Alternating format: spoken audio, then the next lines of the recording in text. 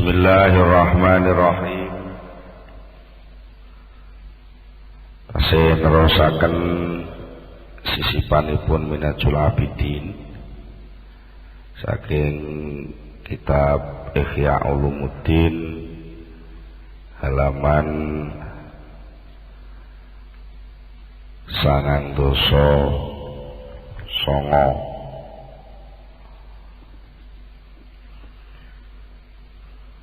Kalau wingi sampun dipun terangaken bilih gunane tangan tengen kangge cawi niku termasuk boten saged bersyukur, boten saged mensyukuri nikmate tangan.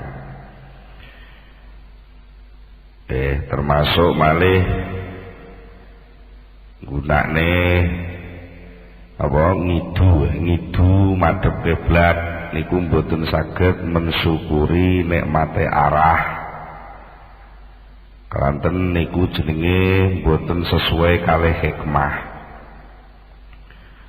Nah, termasuk yang sing gunane tangan tengen kangge lakon sing asor, gunane tangan kiwa kangge lakon sing sae sing mulya niku berarti mboten nuwuhani hikmah. Mboten nuwuhani hikmah jenenge zalim tur mengkufuri nikmat. Saya wonten sebagian ahli akhlak, ahli tata krama piyambake nekat nyodakohno pinten-pinten karung gandum keranten ngrumaosi salah mergo tau nganggo kaos kaki sikil kiwa dhisik. Niku bagi wong sing ahli rasa ngoten niku termasuk pun salah gede. Senajan wong ahli undang-undang, wong ahli fikih niku ngarani mung makruh ngoten mawon. Nah, makruh. Naam ya bener kuwi kabirah mung kuwi arifin. Makruh mung kuwi wong ahli fikih. Dadi nganggo kaos kaki sing kiwa dhisik ngoten niku jane kan nggih masalah sepele to. Wong ahli fikih ngarani makruh gak sampai dosa. Tapi lek upama gelem ninggal niku langkung sae. Niku fikih. Wong ahli fikih al-faqihu ta wong ahli fikih kulayak diru. Ora bisa mesthekake sapa fikih ala tafkhimil amri ing atase gedhekno perkara. Fi hadzal umuri ing dalem iki pira-pira perkara tata krama. Ya sulit kalau soal tata krama terus digawe undang-undang. Wah niku mengke kakean sing mlebu penjara. Gitu.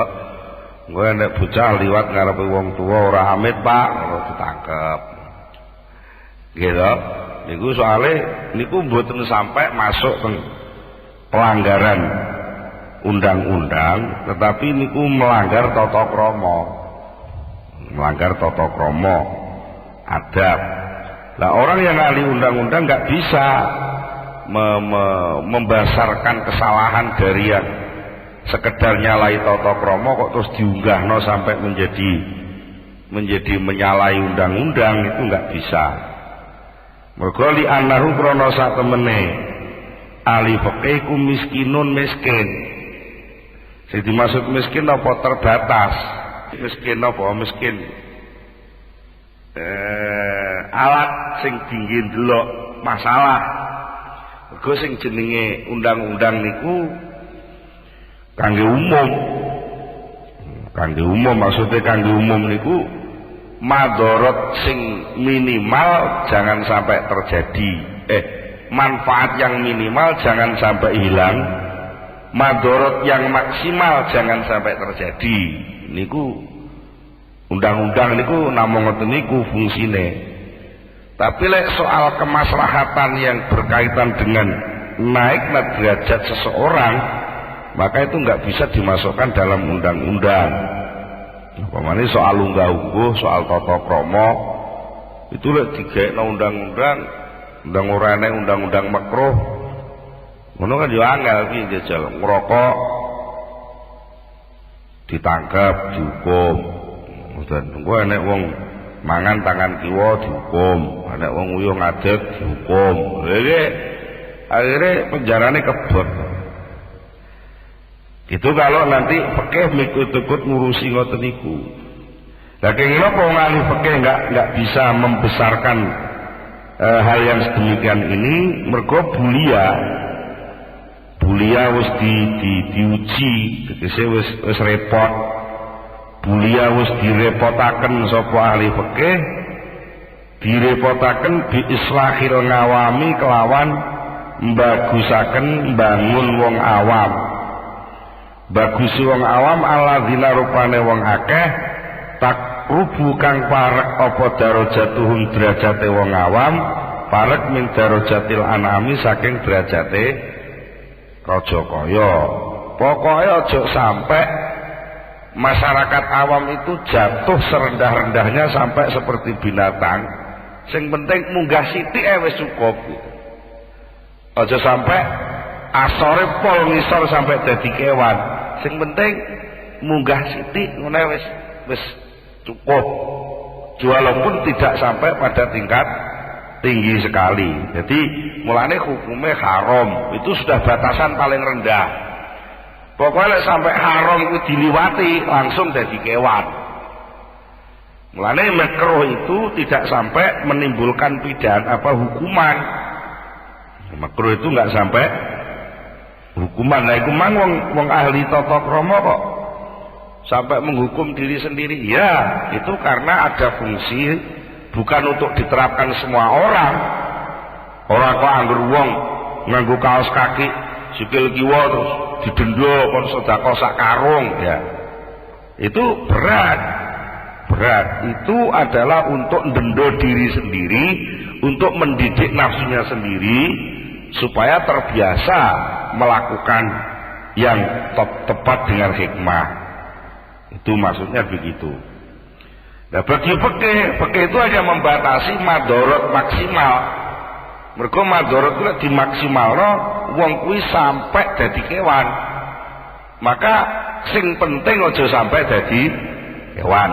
Sing penting aja mangan tai, ngono ae wis penake omong.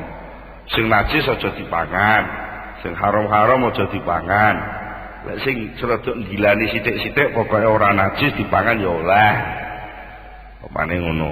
Kaya upamane iwak serodok banger-banger sithik kan suci. Tapi ya ora apa-apa itu karena apa? Enggak sampai maksimal madorotnya itu.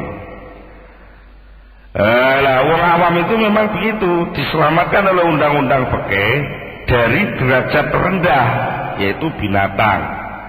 Maka dinaikkan sedikit saja sudah cukup. Cukup artinya selamat dari nilai binatang. Tapi apakah begitu itu namanya sudah baik? Ya belum. Loh. Sing penting nuwun sewu manuke karo dibure ora ketok ya wis. Itu jenenge wis nutup aurat. Tapi apa wong ngono kuwi ya wis diarani wong ayu, wong ganteng ya ora. Untuk kelengkapan ya nganggo celana, nganggo klambi, Lah itu lebih komplit lagi. Nah, jadi memang begitu. Kalau fikih dipaksa untuk mendeteksi tata krama, nanti akan terjadi suatu pembatasan yang luar biasa. Nah, wahum utawi wong awam iku magmusuna padha kerem kabeh, padha kerem fi dzulumatin ing dalem pira-pira peteng utumen kang tumpuk-tumpuk wa azmalan luweh agung pepeteng wa azmalan peteng kang luweh gedhe min antadharo saking ento bisa pertelo apa amsal wazir dzulumat sepadane iki petenge wong awam bisa mertelake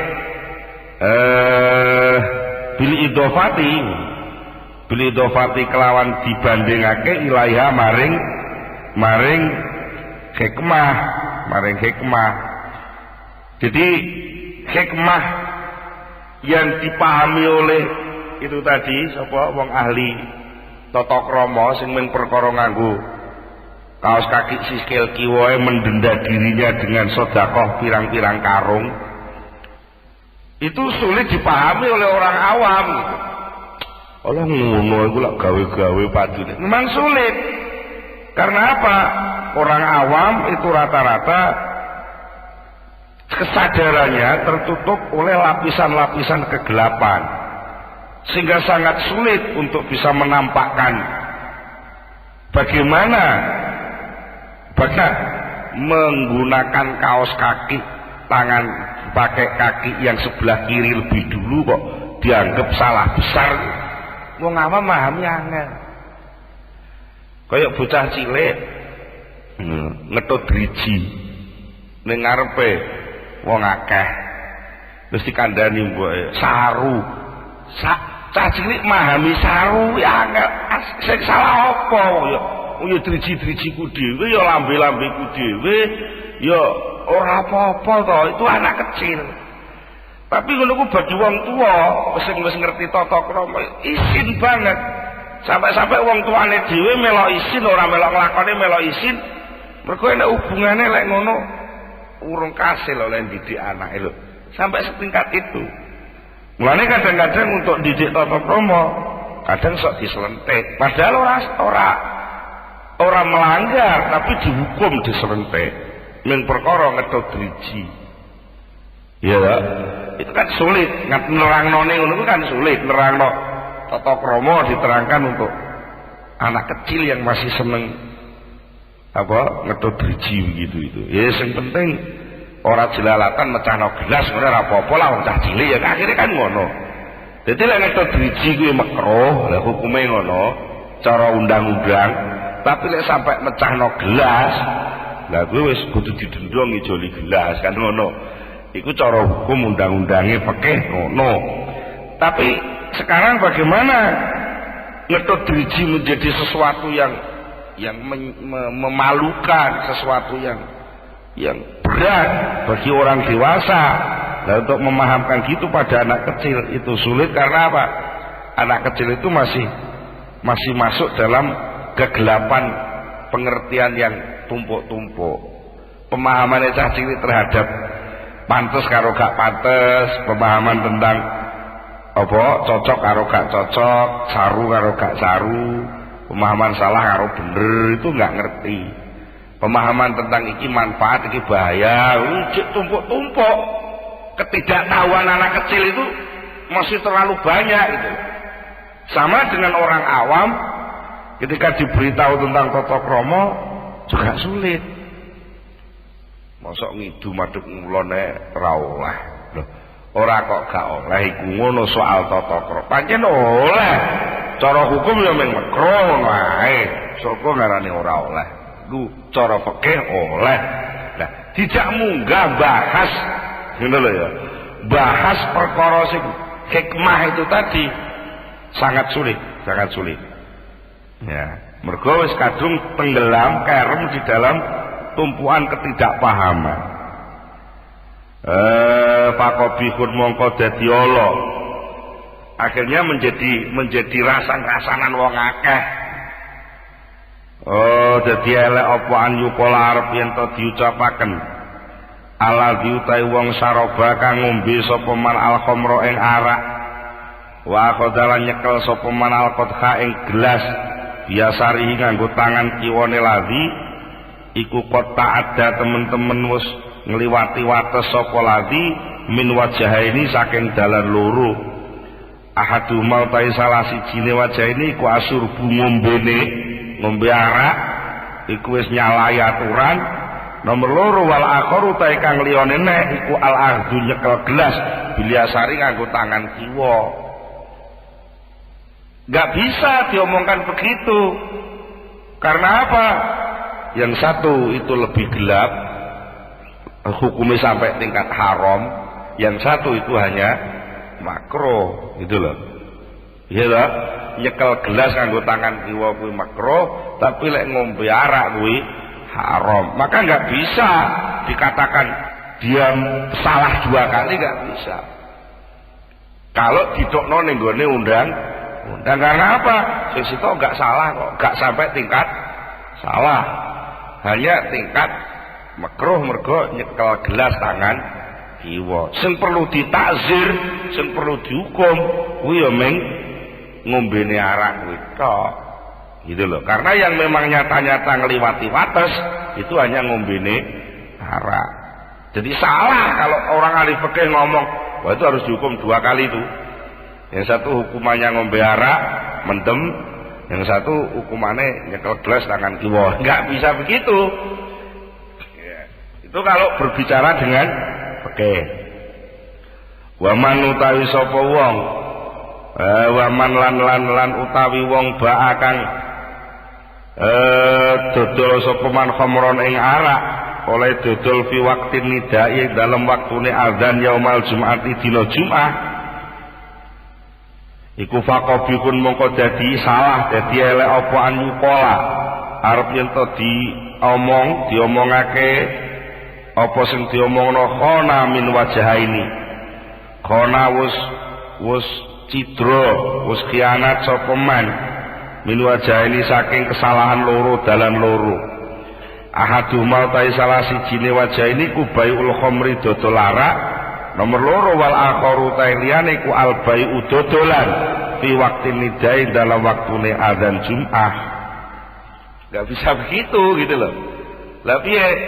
Nah, wong ora usah ngurusi perkara apa dodolan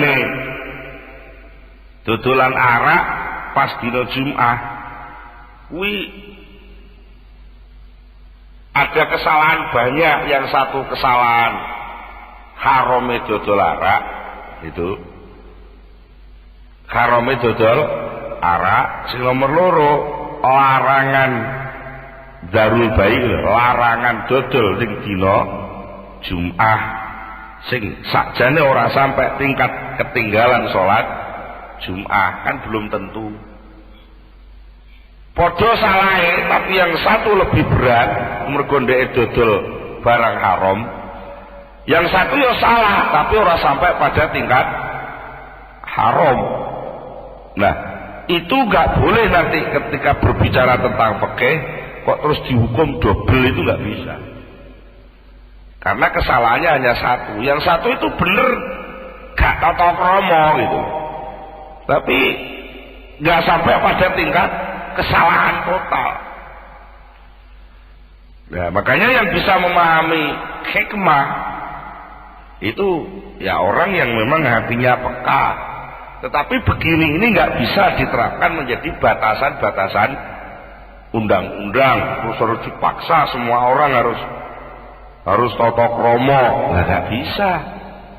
Biarkan tata krama itu tumbuh karena kesadaran seseorang akan hikmah.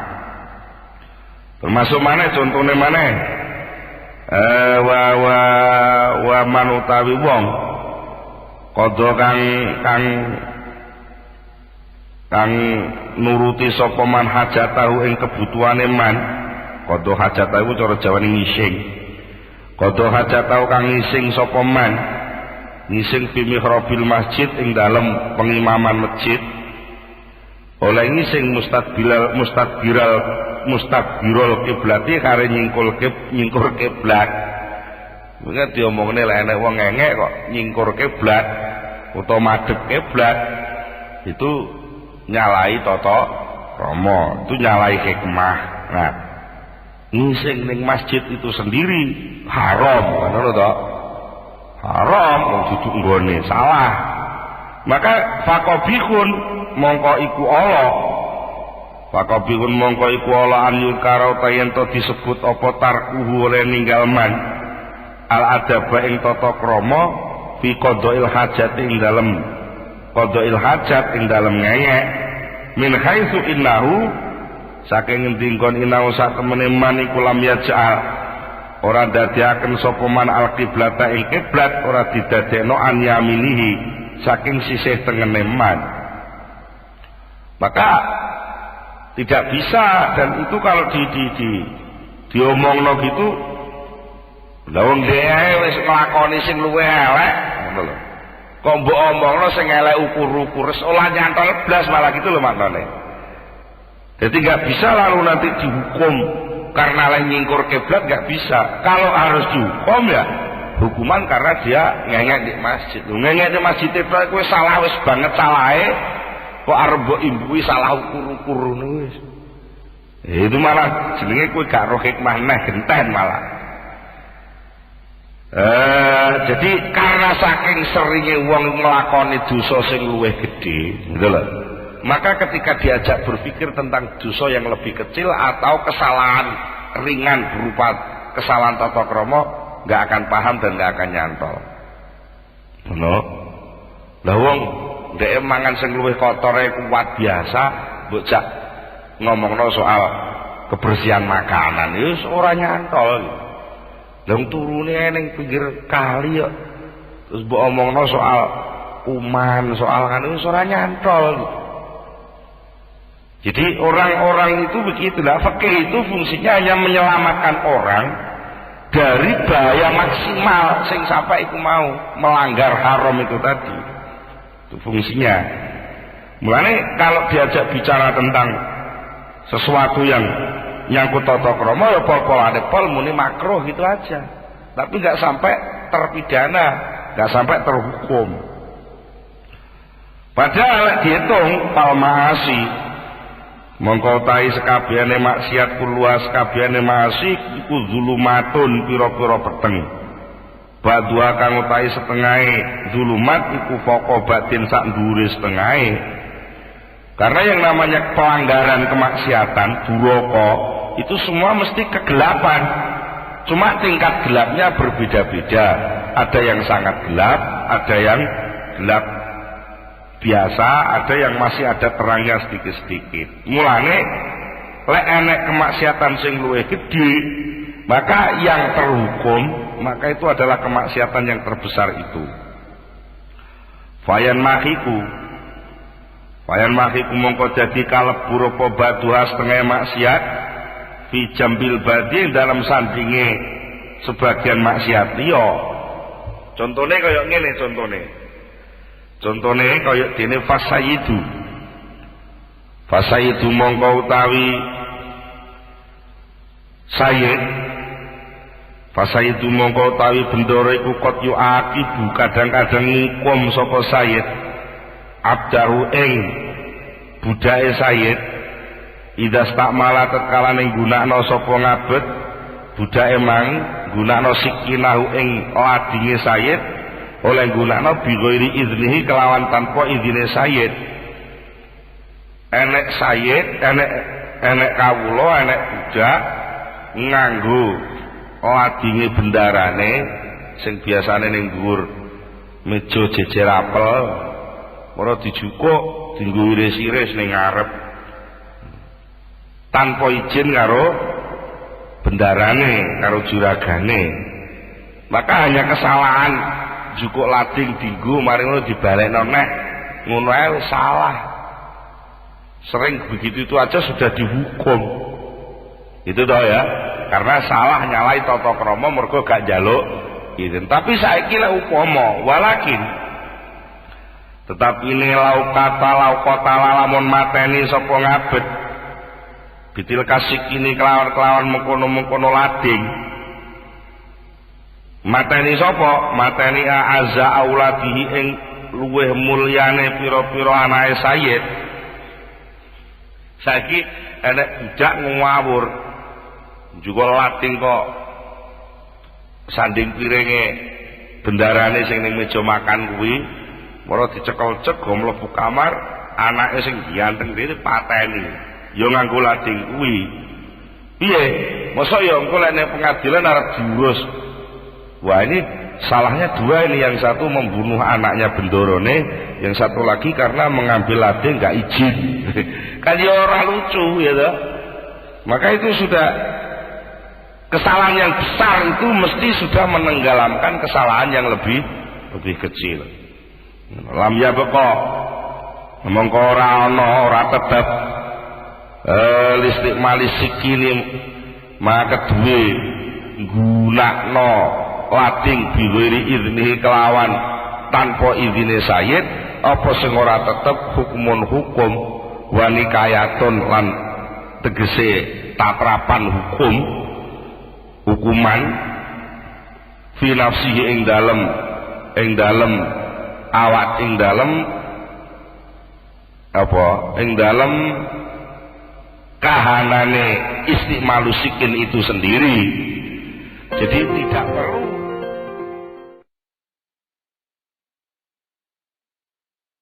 fakuluma mongko utahe sekabiane barang ro'a kang ngreksahu ing masopal ambiyau pira-pira nabi wal auliya ulan pira-pira wali rupane minal adabi nyatane pira-pira soal tata krama. Tapi barang sing direksa para nabi para wali berupa tata krama yang munggu awak dhewe itu menurut hukum fikih itu enggak sampai tingkat haram ya, itu karena memang sebatas darurat, kepastian batas yang pokoknya ojo sampai apa ya, ojo sampai kita itu jatuhnya terlalu sampai hilang nilai kemanusiaan. Watasamahna lan gawe gampang sapa kita, watasamahna lan gawe gampang sapa kita fiing dalam adab fil fikhi ing dalam ilmu fikih mal awami sertane wong awam iku fasababuh mongko utawi sababe gawe kemurahan utawi sababe gawe kemurahan iku hadhe iku hadhihi daruratu iki darurate apa darurate sulite paham. Kenapa toh para nabi para wali itu kalau ngreksa tata krama begitu hebatnya, tapi para nabi para wali iki lek gawe undang-undang kok longgar gitu. Ya toh, Kanjeng Nabi sendiri kalau malam selalu sholat hajat, selalu sholat tahajud, selalu sholat qiyamul lail, bahkan itu wajib bagi Nabi Muhammad, tetapi bagi umatnya itu sunnah. Mengapa kok malah turun gitu nilainya? Ya mergo darurat. Artinya darurat gimana? Itu batas terkecil, batas terendah manusia itu jangan sampai ninggalno sholat 5 waktu gitu.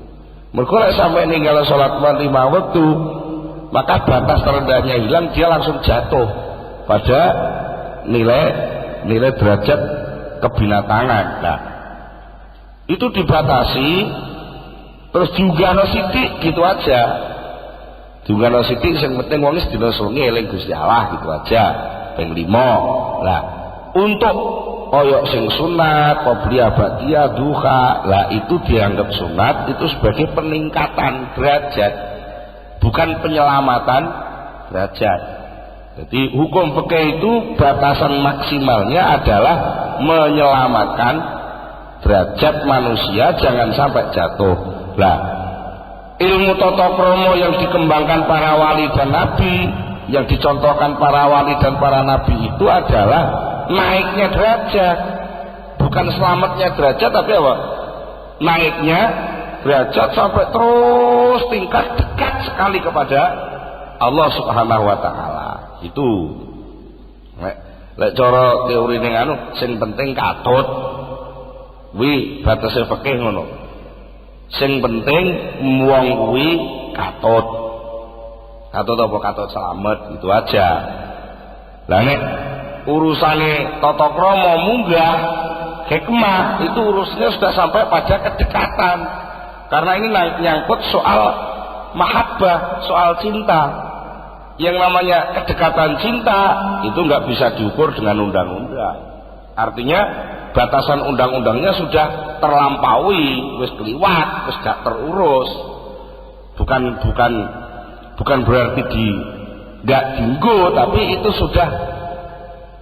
sudah mungkur, wis mungkur. Iku soal kan aku wis teko rene kok. Iki soalnya kan soal apa? Soal unggah-ungguh ning jerone arena. Lah nek fikih itu kan piye bisane wong jangan sampai keluar arena tapi masuk dalam arena. Lah tata krama itu soal adab, soal hikmah itu sudah tidak ngomong keluar masuk arena, tapi ngomong di dalam arena itu supaya bisa lebih dekat bagaimana gitu. Jadi cara tak penak contohnya nek fikih kuwi, fikih kuwi pokoknya yang penting wong kuwi lek mlebu gedung film tuku karcis gitu aja loh. Ya. Mlebu gedung film tuku karcis, jadi tukune karcis kuwi mung dienggo syarat ben iso mlebu gedung film. Tapi lek wis belajar soal hikmah iku wis mulai mikir kursi sing tak lungguh iki sing penak sisih endi, wis mikir ngono ya. Iya, itu sing penak apa sisih pojok mburi kiwa apa pojok mburi tengen apa tengah apa piye lah. Itu nanti ada nilai, mulane menjar kelas. Ya nek kelas to, kelas 1, kelas 2, kelas 3. Nah, itu sudah bukan bagian fikih lagi. Bagian fikih itu yang penting masyarakat umum itu tidak sampai terjebak pada kerendahan nilai kemanusiaannya. Nah itulah namanya batas darurat. Batas darurat itu tegese kepastian sing minimal yang tidak boleh tidak. Itu. Wa illa le ora krana darurat fakul wadhil makarih moko tai sekabehane iki hukum makruh. Lek dipikir sing tenan, maka semua yang makruh pun itu sebenarnya kalau dipan itu sudah masuk haram enggak jadi. Lek dipikir lha piye wong nyalai pesene Gusti Allah, nyalai hikmah Allah Subhanahu wa taala. Wa illa lamun ora krana darurat fakul wadhil makari moko ta sekabehane iki perkara kang digedhingi kang den sengiti yaitu berupa melencengi hikmah iku adulun tegese ngalih anil adli saking keadilan wa kufranun lan tegese ngufuri li nikmati maring nikmat wa nuqsanun lan tegese kurang anid darajati saking derajat sing derajat mang al muballighati kang bisa nekake lil abdi kedue kawula nekakne ila darajatil kurbi maring derajat kedekatan. Jadi kalau sudah berbicara tentang sebenarnya berbicara tentang tata krama hikmah yang sebenarnya, maka sebenarnya tidak ada hukum makruh atau laku-laku makruh itu yang tidak nyalai aturan hikmah.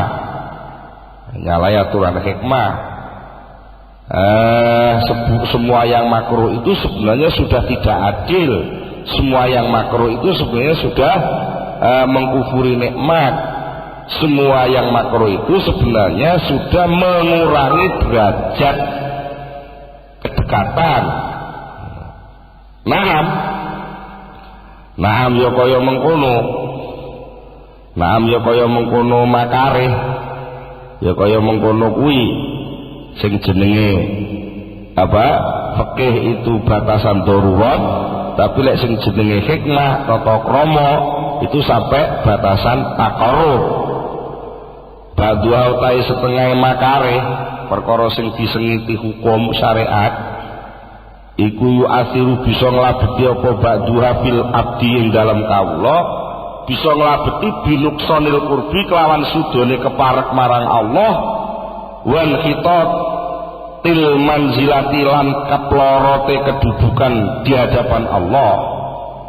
ana maneh wabak dua utahe setengah makare iku yukhriju bisa ngetokaken bil kulliyati kelawan keseluruhan secara bablas secara keseluruhan ditokno an hududil qurbi saking batas keparek ila alamil budi tumeka ngalam adoh alam kang wa kang utahe alamil budi kum mustaqarrus sayatini nggon tetepe pira-pira setan. Lah yang demikian inilah yang diharamkan. Jadi secara umum garis ngono ndi perkara sing nyalahi hikmah itu jenenge digedhingi Gusti Allah. Ngono tok rumus umume. Lah dari seluruh yang digedhingi Gusti Allah itu ada yang berakibat hilangnya kedekatan begitu saja, tapi masih masuk di dalam arena. Lah ada sesuatu yang disengiti Allah, yang dibenci oleh Allah itu yang kalau itu dilakukan sampai uangku bendal meletup kok pager. Orang terima aja ke Allah ning sampai metu dari arena.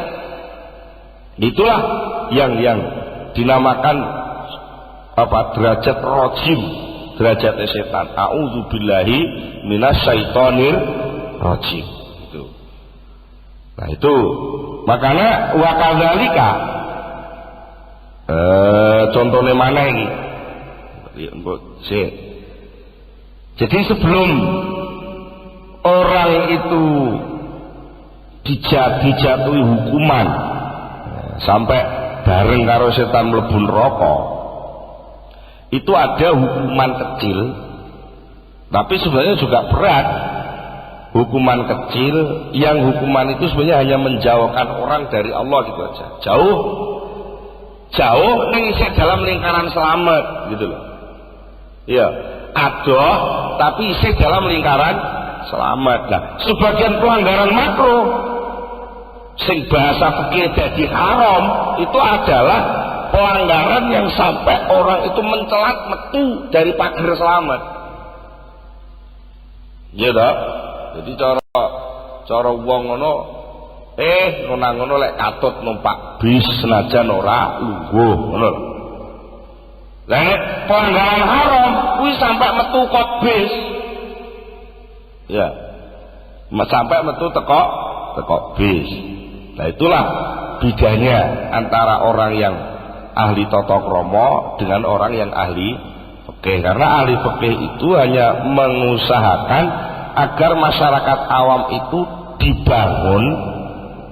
dibangun, diselamatkan dari batasan selamat, jangan sampai celaka. Nah, ahli hati, ahli tata krama itu mendidik, mengajak masyarakat dari awam yang sudah selamat tadi menuju kepada langkah-langkah lebih dekat kepada hikmah, lebih dekat kepada Allah Subhanahu wa taala. Sono contoh maneh. Wa kadzalika lan kaya mengkono-mengkono contone kesalahan makareh, sesuatu yang digedingi oleh Allah senajan mungkin secara fikih juga tidak sampai terjadi pelanggaran.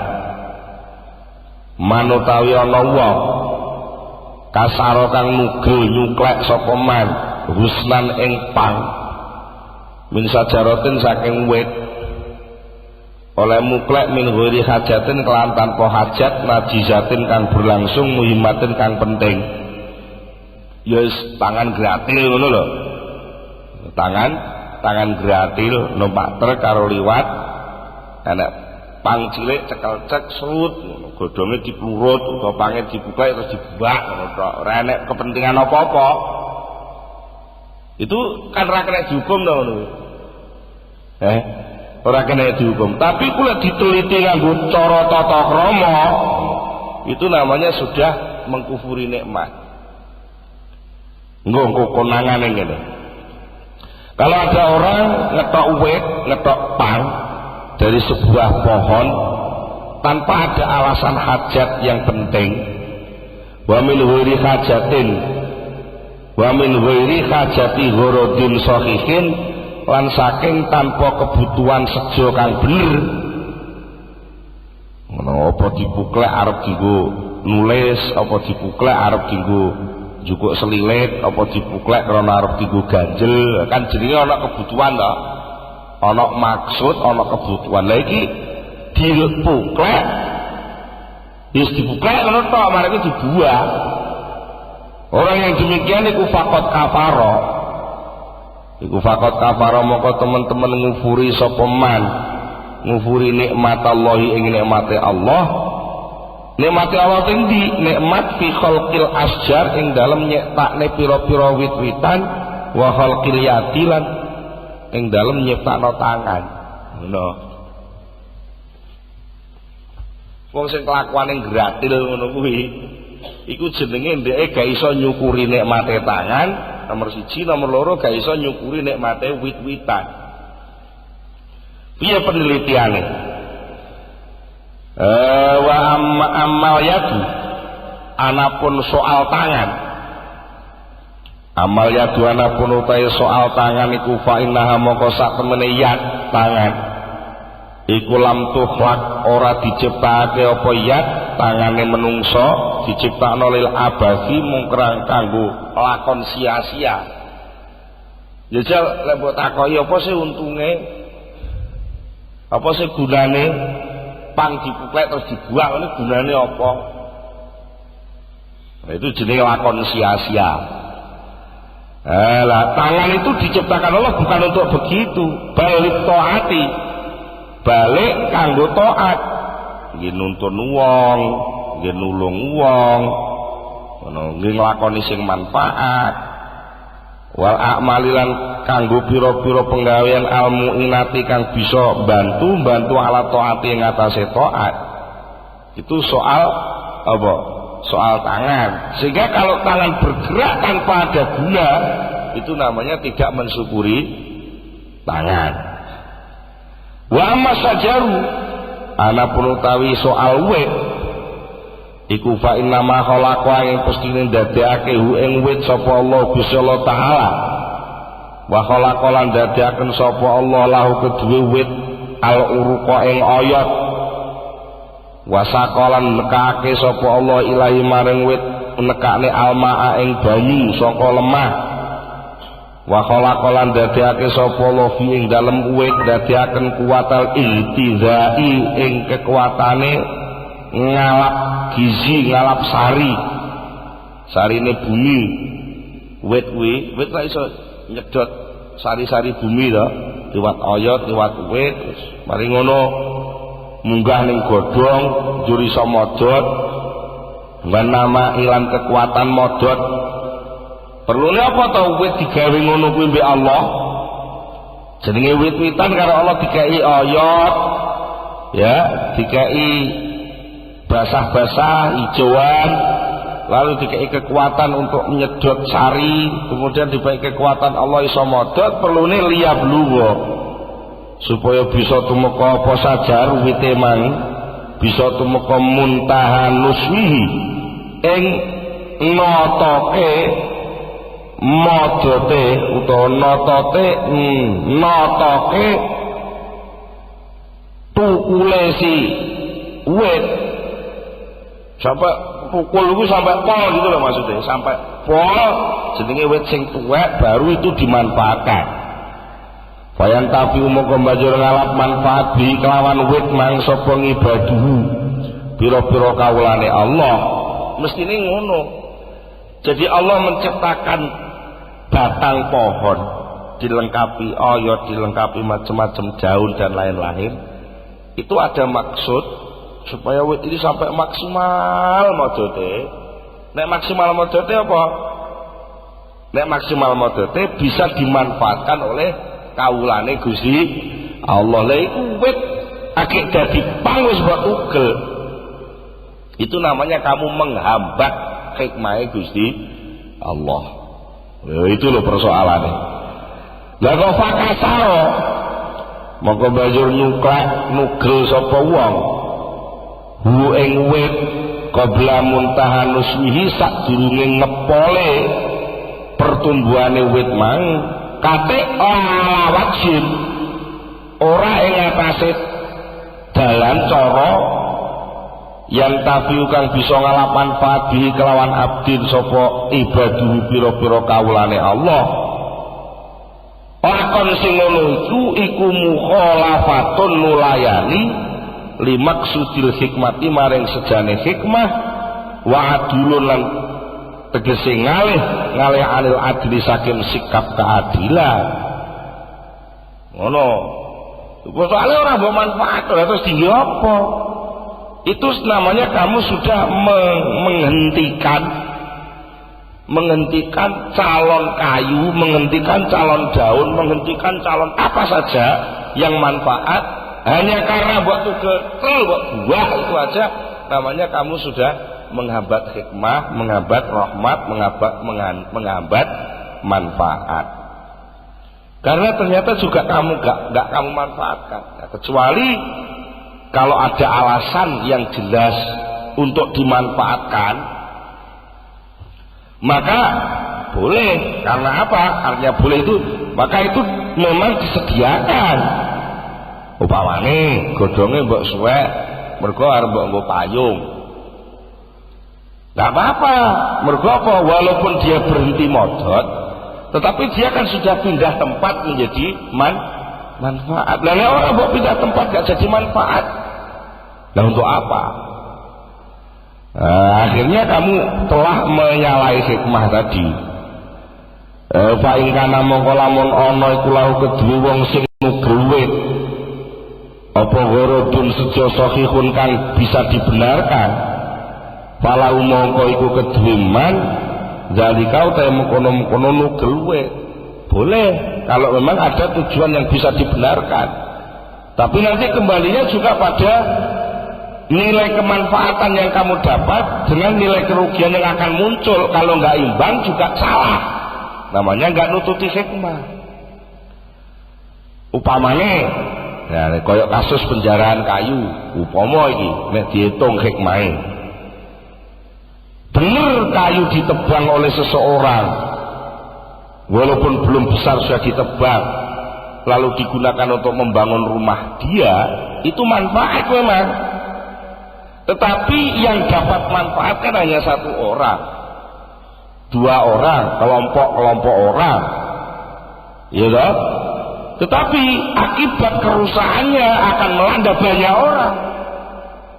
Iya, nek banjir, sawah sapa sing kebanjiran? Apa sawah sing ngetok kayu tok? Terus lek sampai longsor, nek sampai ambruk, nek sing mati barang ning pemandian, apa ya anake sing ngetok kayu tok? Malah kadang sing ngetok kayu iki gak melok kelongsoran. Iya. Itu namanya terjadi kezaliman. Karena apa? Bener dia gawa manfaat, menggunakan kayu itu manfaat, tetapi akibat dari penghentian tukule kayu tidak maksimal tadi akan memunculkan madorot-madorot berkembang, madorot-madorot merata, yang kalau ditimbang antara manfaat sing digawa karo madorot sing muncul iku isih akeh madorot sing muncul. Ngono. Mergo iki sajaru krana utahe wit-witan wal hayawan lan kewan iku juila didadekake apa wit-witan lan kewan didadekake pidaan ing dadi tebusan. Dadi wong Jawa ngarani tambal butuh, ngono.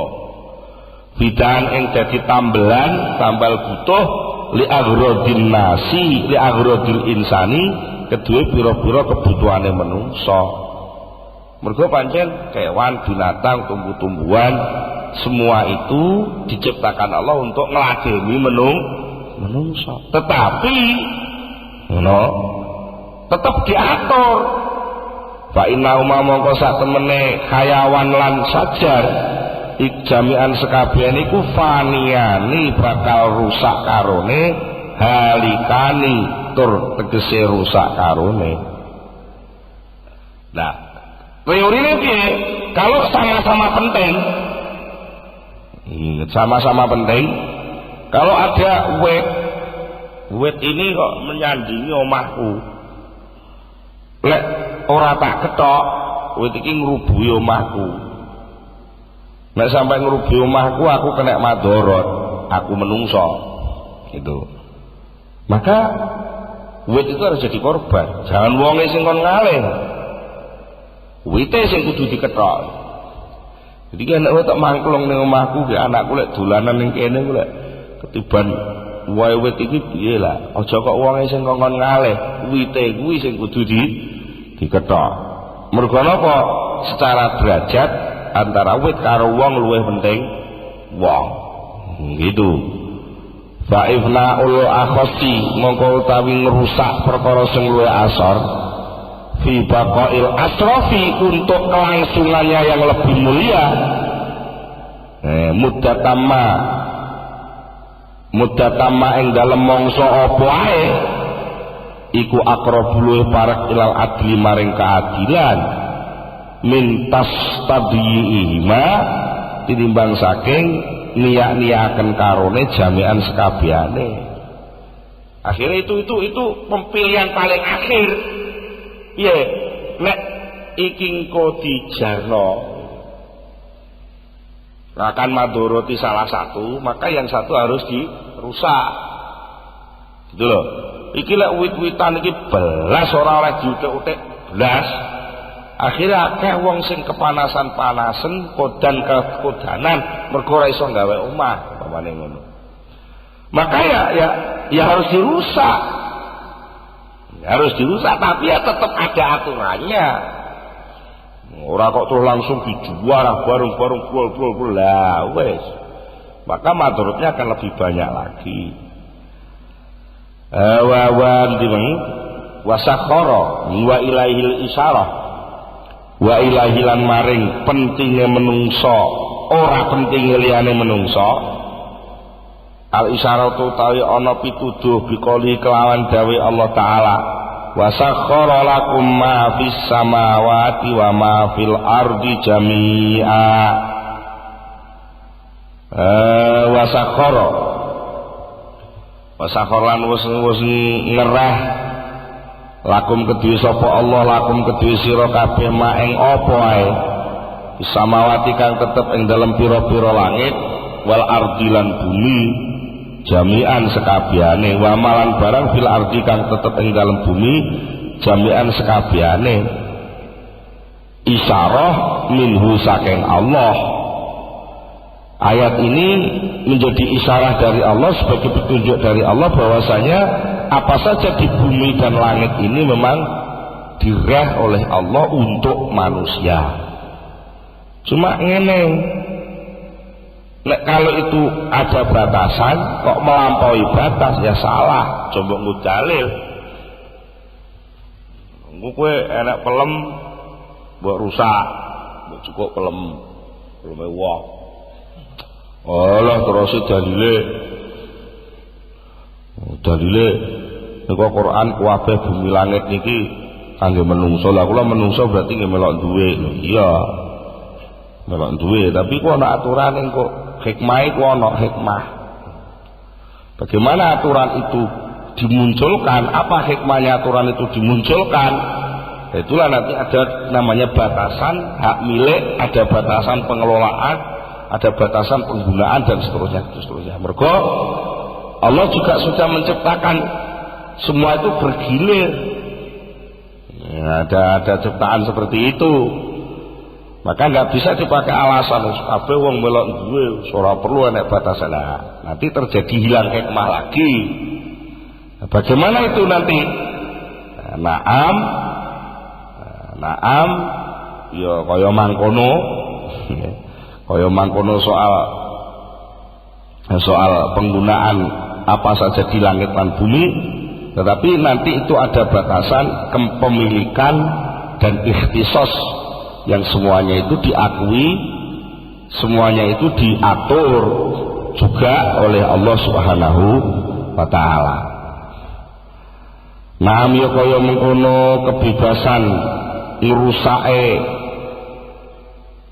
makhluk selain manusia untuk manusia, tapi idza kasara tekalane nugel nyuklek sapa man zalika ing mengkono-mengkono wit oleh nyuklek min milki ghairi saking miliki liyane man bahwa mongko utawi nyuklek wit model ngono iku zalimun ya zalim aidon hale malih wa ing kana senajan ana sapa man iku muhtajan butuh, walaupun dia butuh tapi kalau ada milik orang lain terus kamu rusak, kamu pakai alasan aku butuh ngono ya butuh ning ada aturan, ada batasan milik orang lain.